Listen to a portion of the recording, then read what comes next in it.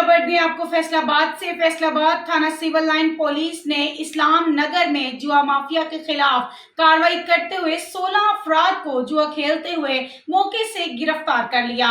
City police officer Faisalabad की हदायत पर थाना सिविल लाइन की बड़ी कार्रवाई अमल में लाई गई।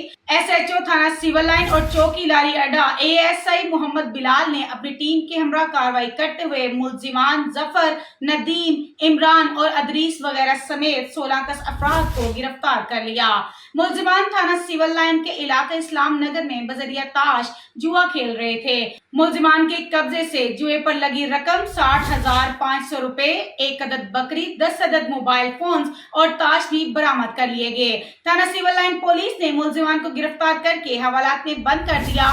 CPO फैसलाबाद का कहना है कि शहर भर में जुए के खात्मे के लिए पुलिस की खसूसी मुहिम जारी रहेगी। मजीद ऐसी खबरों से बाखबर रहने के लिए देखते रहिएगा चैनल 1 by 1 न्यूज HD।